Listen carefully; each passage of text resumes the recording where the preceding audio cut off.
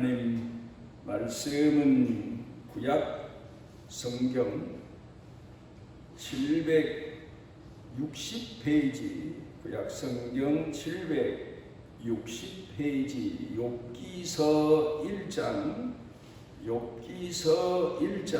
6절부터 12절까지 공독합니다. 하루는 하나님의 아들들이 와서 여호와 앞에 섰고 사탄도 그들 가운데 온지라. 여호와께서 사탄에게 이르시되 네가 어디서 왔느냐? 사탄이 여호와께 대답하여 이르되 땅을 두고 돌아 여기저기 다녀왔나이다. 여호와께서 사탄에게 이르시되 네가 내 종 욥을 주의하여 보았느냐? 그와 같이 온전하고 정직하여 하나님을 경외하며 악에서 떠난 자는 세상에 없느니라. 사탄이 여호와께 대답하여 이르되 욥이 어찌 까닭 없이 하나님을 경외하리이까? 주께서 그와 그의 집과 그의 모든 소유물을 울타리로 두르신 때문이 아니니까? 주께서 그의 손으로 하는 바를 복되게 하사 그의 소유물이 땅에 넘치게 하셨음이니이다. 이제 주의 손을 펴서 그의 모든 소유물을 치소서. 그리 하시면 틀림없이 주를 향하여 욕하지 않겠나이까? 여호와께서 사탄에게 이르시되 내가 그의 소유물을 다 내 손에 맡기노라. 다만 그의 몸에는 내 손을 대지 말지니라. 사탄이 곧 여호와 앞에서 물러가니라.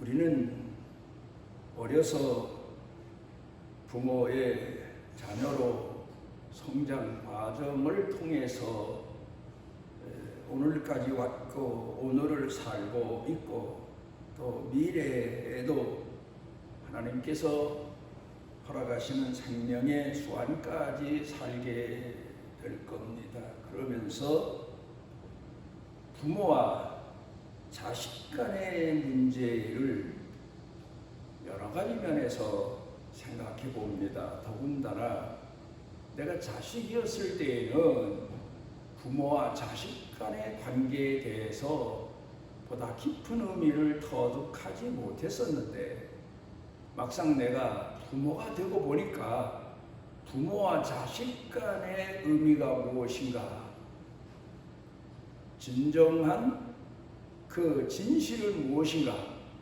하는 것을 자식을 키우면서 알아가게 되고 터득하게 되고 배워가게 됩니다.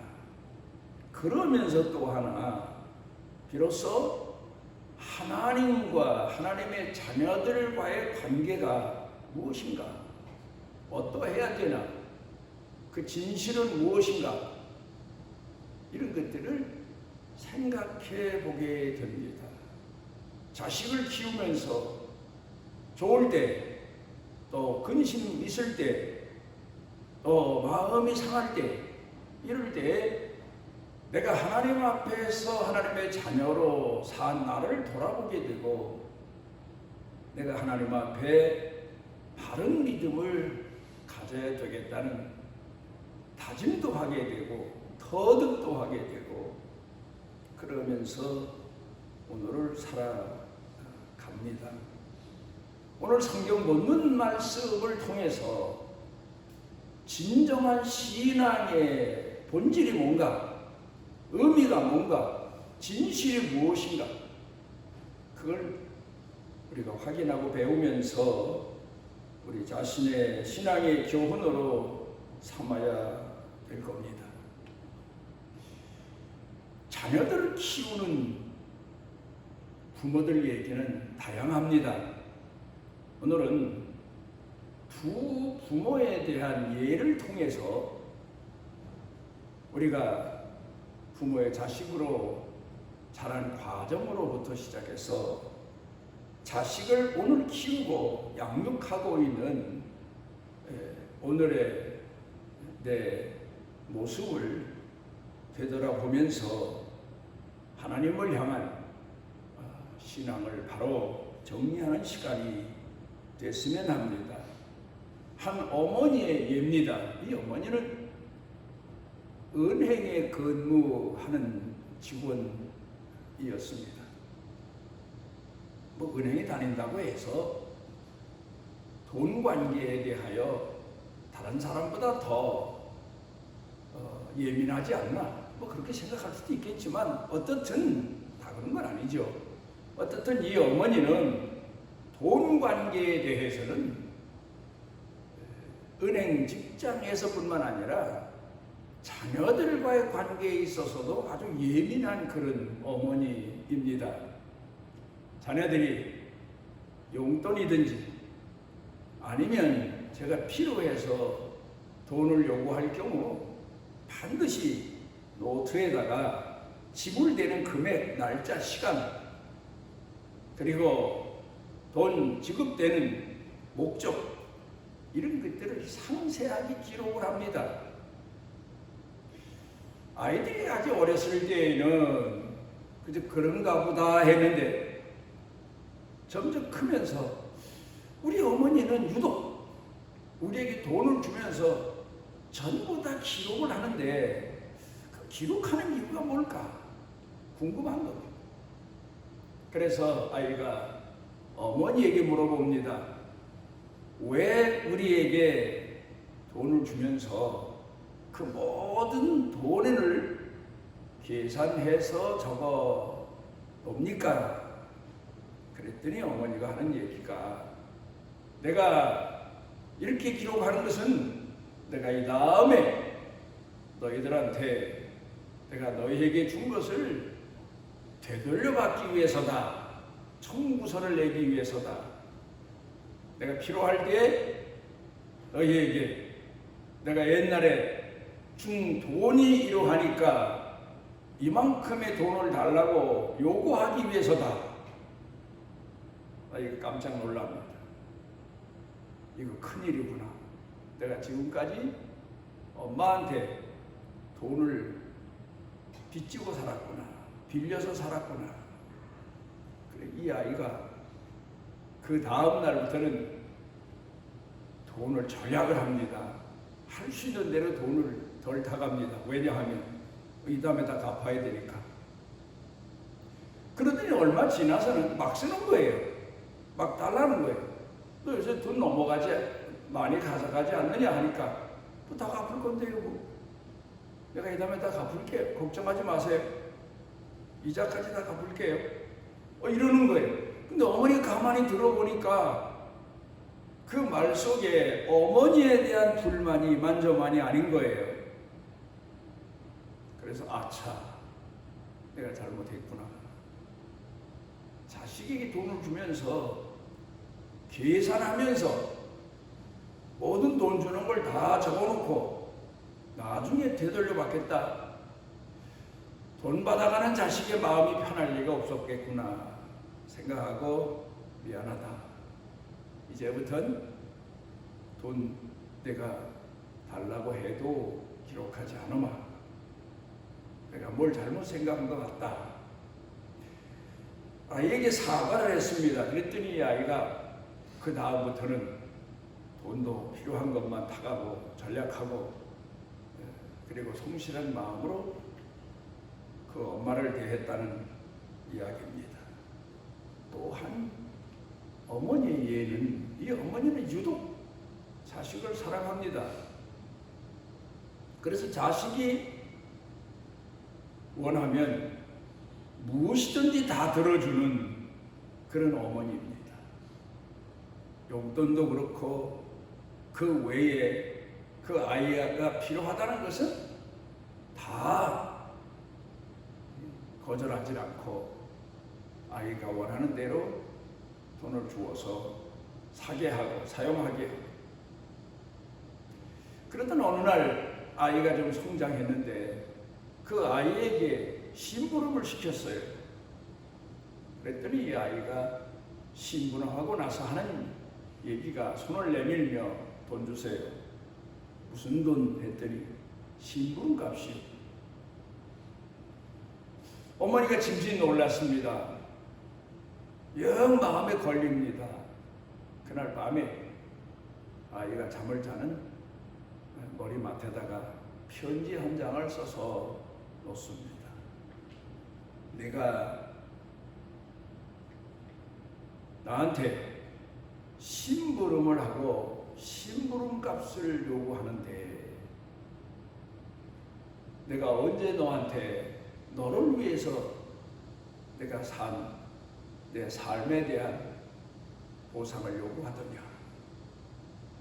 너를 뱃속에 품고 10달 동안 고생했는데 그러다가 너를 잉태하고 너를 낳았는데 10달 동안 고생한 값을 너한테 요구하더냐. 또 세상에 태어나서 젖 먹이고 내 뒷바라지 해주고 그리고 너를 키워준 내 노고와 헌신과 희생이 말로 다 할 수 없이 매일 계속됐는데 내가 그렇다고 어느 한날에 대한 노고와 수고에 대한 돈을 요구하더냐. 또 내가 지금 잘하고 있는데 앞으로 이 다음에 내가 너를 위해서 희생한 내 삶에 대한 보상을 하라고 너한테 독촉하더냐. 이런 편지를 써서 머리맡에 놨습니다. 아이가 아침에 깨서 뭔가 쪽지 편지가 있길래 그 편지를 펴서 보니까 어머니가 자기한테 쓴 편지.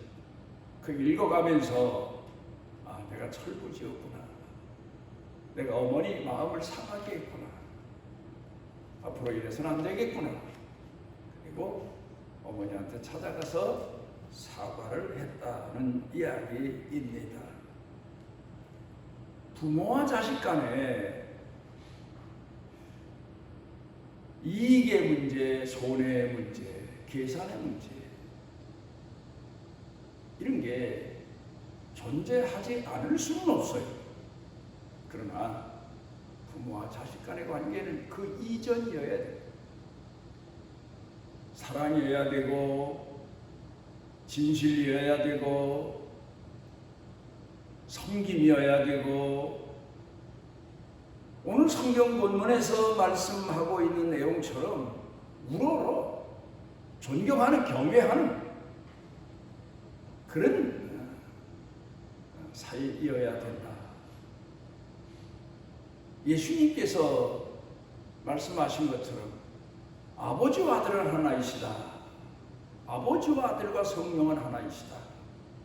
그렇게 말씀하신 것처럼 하나인 것처럼 부모와 자식이지만 한 사람인 것처럼 한 마음인 것처럼 그렇게 되어 가는 것이 부모와 자식 간의 관계에 있어서 목표다. 그렇게 볼 수가 있겠습니다.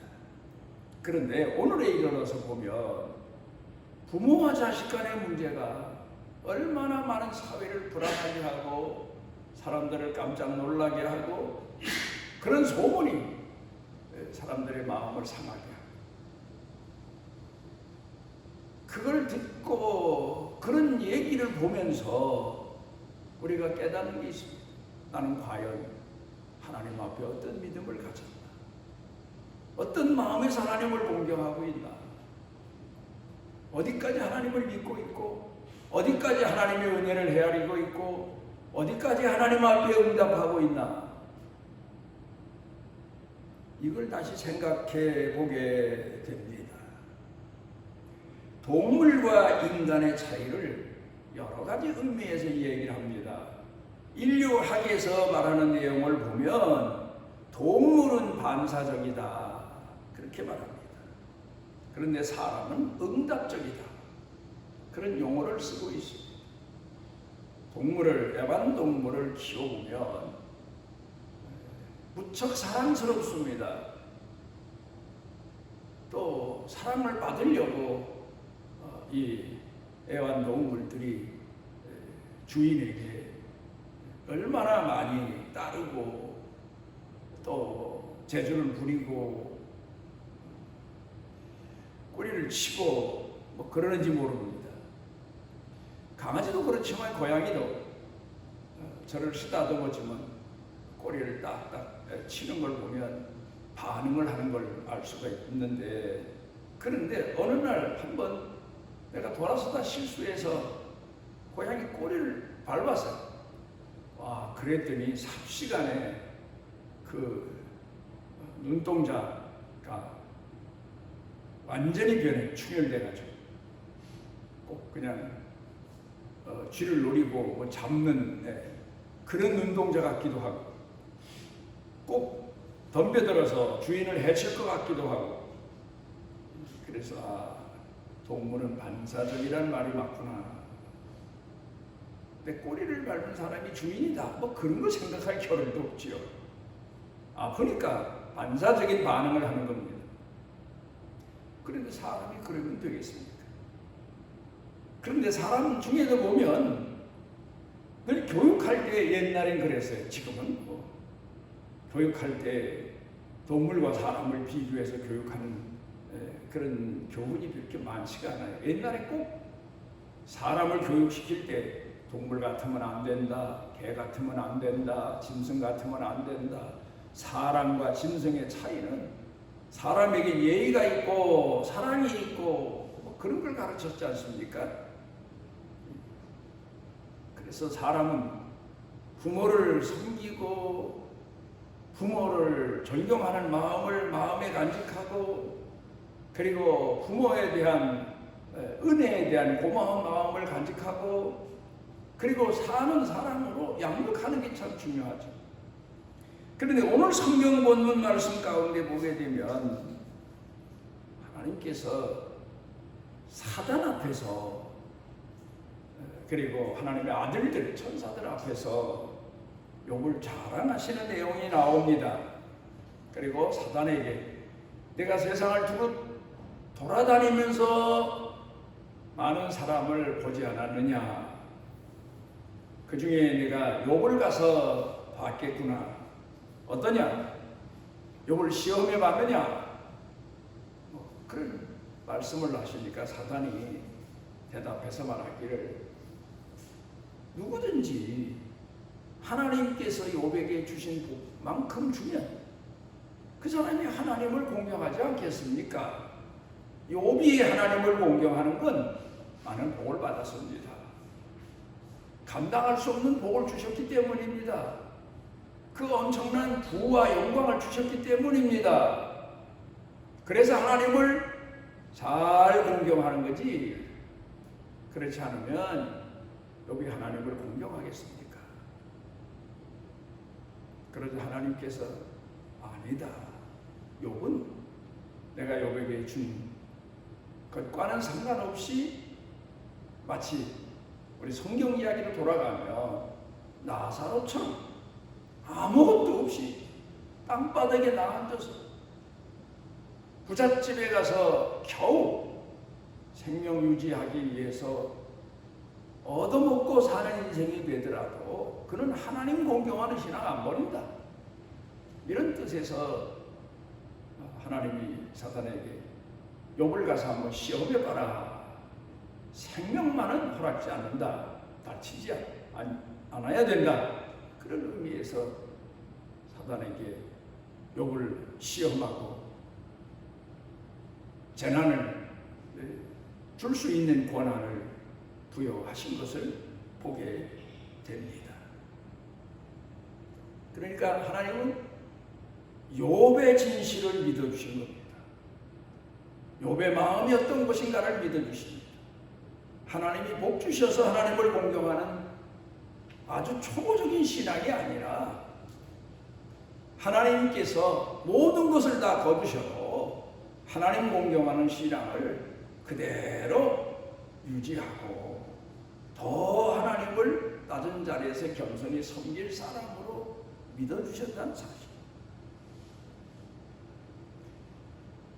오늘 우리가 우리 자신을 돌아봅니다. 과연 내가 오늘 하나님을 공경하는 그 신앙이 내가 복을 받아서 내가 건강해서 내가 하나님을 공경하고 있을까? 만약 내가 건강을 잃고 오늘 누리고 사는 이 복을 상실할지라도 정말 하나님을 공경할 것인가? 모리아산에 올라가서 내 아들 독자를 제물로 바쳐라 하시는 하나님의 말씀이 있을 경우 내가 과연 아브라함처럼 순종할 수 있을까? 우리가 한번 우리 자신을 되돌아봐야 됩니다. 깊고 깊은 신앙, 뿌리 깊은 신앙, 진실한 신앙, 하나님을 하나님 되시도록 섬기는 그런 신앙의 자세가 필요한 겁니다. 물론 여기에는 많은 과정을 통해서 연단이 필요합니다. 어린아이가 하루아침에 잠자고 났더니 어른이 됐다. 그럴 수는 있겠지만 어린아이 같은 신앙이 삽시간에 어른스러운 신앙으로 변할 수는 없습니다. 몇 년 동안 많은 사건을 통해서 많은 시련을 통해서 어려움을 통해서 연단되어지고 또 연단되어져 가면서 비로소 성숙한 신앙인 하나님의 뜻을 헤아리고 나를 향하신 하나님의 기쁘신 뜻을 헤아리고 거기까지 순종하는 그런 신앙인의 자세로 우리가 변해가고 성숙해 가는 것을 우리가 생각해 보게 됩니다. 우리는 보통 생각에 하나님은 선한 사람에게 복 주시고 악인에게 벌 주시고 이런 하나님으로 단순한 마음에서 생각할 때가 많아요. 틀린 얘기는 아니에요. 그러나 그런 하나님은 선한 사람에게 복 주시고 악한 사람에게 벌 주신다. 그런 율법적인 것 같은 흑백 논리의 신앙을 가지고 살다 보면 내가 그 말에 그 의식에 그 짧은 상식이 걸려서 시험 들 때가 있고 넘어질 때가 많습니다. 아직 신앙이 어렸을 때에는 하나님은 선한 사람에게 하나님의 자녀에게 복 주신다. 부모가 자식을 사랑하는 것처럼 하나님은 하나님을 공경하는 신앙인에게 사랑만 주신다. 사랑의 의미도 깊이 터득하지 못했을 때 그런 생각을 가지고 하나님을 공경하다 어려움을 당하면 시험 들어서 신앙조차 팽개치는 그런 사람들도 참 많습니다. 연단되어 가고 신앙이 자라가고 그러면서 책망 속에서도 징계 속에서도 더 깊은 사랑을 터득하는 그런 믿음의 사람으로 자라갈 수 있어야 돼요. 우리가 생각할 때 분명 그렇습니다. 이 세상에 악인은 분명 하나님 앞에 심판을 받아야 되고 의인은 복을 받아야 되고 구원을 받아야 되고 또 하나님께서 상을 주셔야 되고 우리가 전례적인 민간적인 재래적인 신앙이라고 그럴까요? 또 아니면 도덕과 윤리에서 가르치는 상식선의 신앙이라고 그럴까요? 이런 믿음을 가지고 하나님을 공경하다 보면 시험 들어서 하나님을 공경하는 신앙을 저버리게 되는 경우가 참 많습니다. 그런데 우리가 연단 과정을 통해서 하나님의 하시는 사건들을 깊이 헤아려 보면서 내 주변에 그리고 내 생활에 내 삶에 일어나고 있는 일들을 깊이 생각하면서 깨닫는 게 뭡니까? 하나님이 여기까지 원하시는구나. 하나님이 여기까지 사랑하시는구나. 하나님이 이렇게 나를 이끌어 인도하시는구나. 하나님이 원하시는 뜻이 무엇인가를 비로소 헤아리고 머뭇거리다가 하나님 말씀에 순종하는 결단을 내리는 경우가 참 많습니다. 예수님께서 우리에게 십자가 지시기 전에 보여주신 몇 달, 며칠간의 내용을 다시 돌아가 생각해 보게 되면 예수님도 하나님의 아들이신데 이 땅에 오셔서 많은 과정을 거치시면서 예수님이 이 땅에 오신 목적, 또 앞으로 예수님께서 이 땅에서 가셔야 될 이유, 이런 점에 대한 확신을 가지시게 되지 않습니까? 그래서 예수님은 때가 되신 줄 알고 하나님의 뜻이 이루어지시게 하기 위해서 6월절에 예루살렘으로 올라가시기로 마음에 굳게 결심하셨다. 성경은 그렇게 말하고 있습니다. 하나님의 뜻을 이루시기 위해서. 인간적인 상식면에서 보면 도저히 일어날 수 없는 일이고 있을 수 없는 일인데 하나님이 원하시는 일이니까. 자, 우리는 보통 때 생각하기를 의인과 악인이 있습니다. 그러니까 예수님께서 마지막 재판 받으실 때 일어났던 일입니다. 죄 없으신 예수님이 계십니다. 그리고 민중을 동원해서 반란을 일으키고 반정부 정치적인 행동을 하고,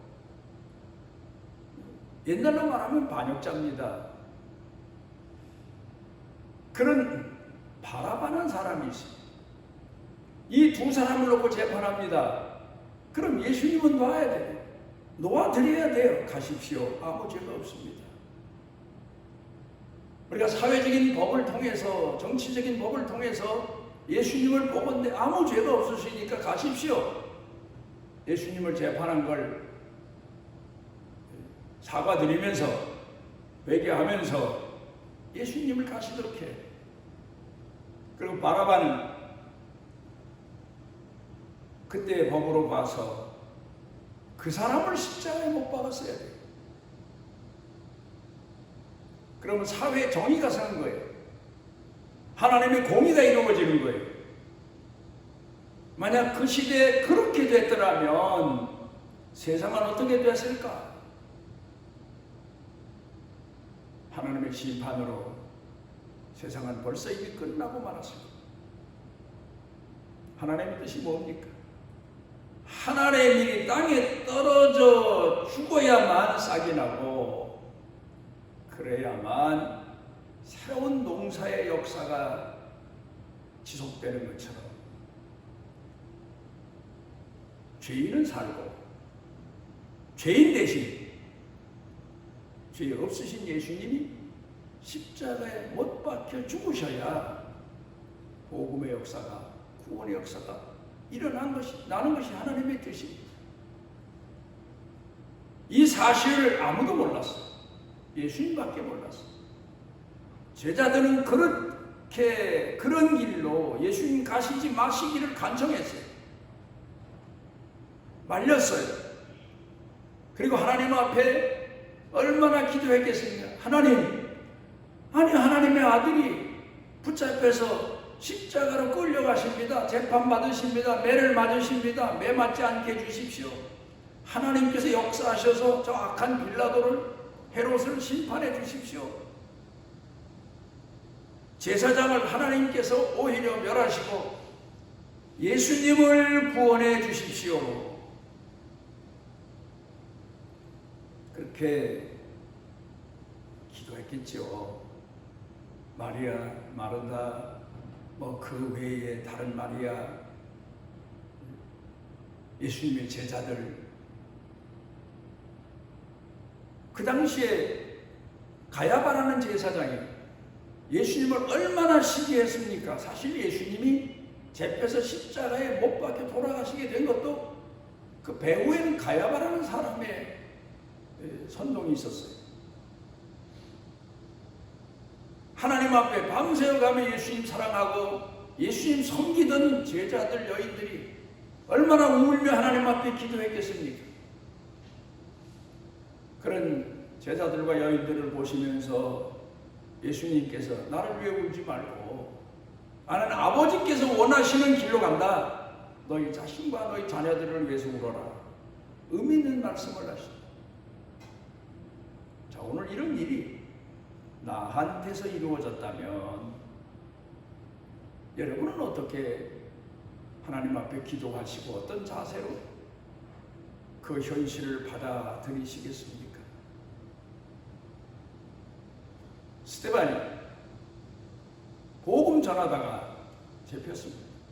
사울이라는 청년에게 얼마나 많은 곤욕을 치렀는지 모릅니다. 그러다 마지막에 결국 사울이라고 하는 청년이 선동한 군중들에 의해서 돌에 맞아 죽어갑니다. 그때 아마 이 스데반 집사는 깨달았지 않았을까? 그렇지. 저 사울이 죽고 내가 살아야 교회가 부흥하고 복음이 전파되는 게 아니라 내가 나를 돌로 때려 죽이는 사람들을 위해서 내가 죽어야 하나님이 이 땅에 떨어져 죽어야 싹이 나서 결실을 하는구나. 예수님이 우리에게 보여주신 진정한 하나님의 뜻을 깊이 터득한 신앙인의 자세로구나. 아마 그 진리를 깨닫고 예수님을 우러러 바라봤던 것 같아요. 그런데 하늘문이 열리고 예수님이 하나님 보좌 우편에 서신 것을 보면서 그를 증언하고 그리고는 그들을 돌로 쳐 죽이는 사람들의 깨닫지 못한 죄를 불쌍히 여겨달라고 기도하고 저들의 죄를 용서해달라고 기도하고 그리고 스데반이 순교하지 않습니까? 그 순교의 피가 결국은 예수님께서 사울이라는 청년을 불러서 바울로 만드시는 계기가 된 겁니다. 이 깊은 의미를 생각해 보면서 오늘 우리가 어떤 자세로 하나님을 공경해야 될까? 욥도 사람인지라 물론 하나님께서 주셔서 하나님을 공경한 것만은 아닙니다. 결국 사단이 욥의 모든 재산을 다 송두리째 걷어가니까 하나님 앞에 허락받은 고난 가지고 주신 분도 여호와시요 취하신 분도 여호와시니 여호와께서 영광을 받으실지라. 내 생에 내 삶에 이렇게 풍성한 복을 주시는 은혜가 얼마나 컸나. 그렇다고 이제 걷어가신다고 해서 하나님을 원망할 수는 없다. 하나님이 영광을 받으셔야 된다. 그런 고백을 하지만 결국 욥기서를 더 읽어보면 그가 자신의 몸에 견딜 수 없는 병이 들고 모든 것을 다 잃게 됐을 때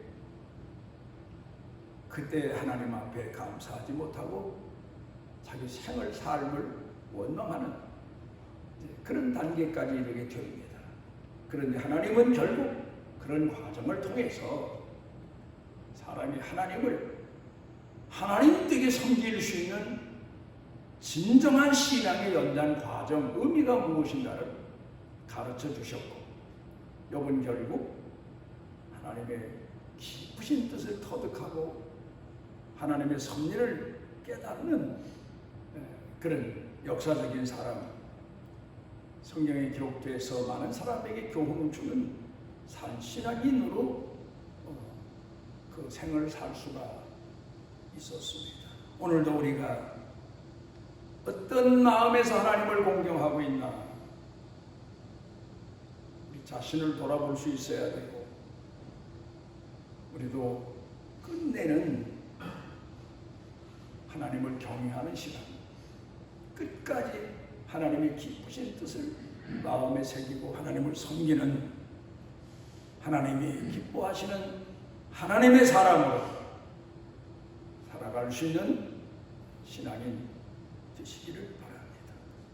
우리를 하나님의 자녀로 선택하시고 허물진 백성이요 패역한 족속이요 아주 미숙한 어린아이만도 못한 신앙을 키워주시고 연단시켜주시고 하나님을 공경하는 신앙인으로 든든히 살아갈 수 있고 서갈 수 있도록 때를 따라 은혜를 베풀어 주시는 아버지, 욥이 그랬고 아브라함이 그랬고 다윗이 그랬고 모든 신앙인들이 연단 과정을 통하여 하나님의 마음을 기쁘시게 했사오니 우리도 우리 생을 삶을 통해서 하나님을 기쁘시게 하는 하나님 마음에 드는 하나님께 영광을 돌리는 하나님의 사람들로 오늘을 살아가도록 이끌어 주옵소서. 예수님 이름으로 기도드리옵나이다. 아버지께서 그 날개 아래 보호를 받으러 온 내게 온전한 상 주시기를 원하노라. 우리를 미숙한 어린아이 같은 신앙에서 이끌어 주시고 가르쳐 주시고 인도해 주셔서 하나님의 자녀로 든든히 서갈 수 있도록 항상 함께 하시는 우리 주 예수 그리스도의 무한하신 은혜와 우리를 택하시고 우리를 귀히 여기시고 세상 끝날까지 품에 품고 사랑하시는 아버지 하나님의 감당할 수 없는 지극하신 사랑과 내재하셔서 깨닫게 하시고 이끌어 인도해 주시고 위로해 주시고 치료해 주시고 또 새롭게 해주시는 성령님의 능력의 은총이 사랑하는 자녀들 생각, 마음, 영과 육 그리고 사는 생활, 가정, 식구들, 일터, 경영 온 교회 중에 넘치고 넘치도록 함께 하시기를 축원하옵나이다.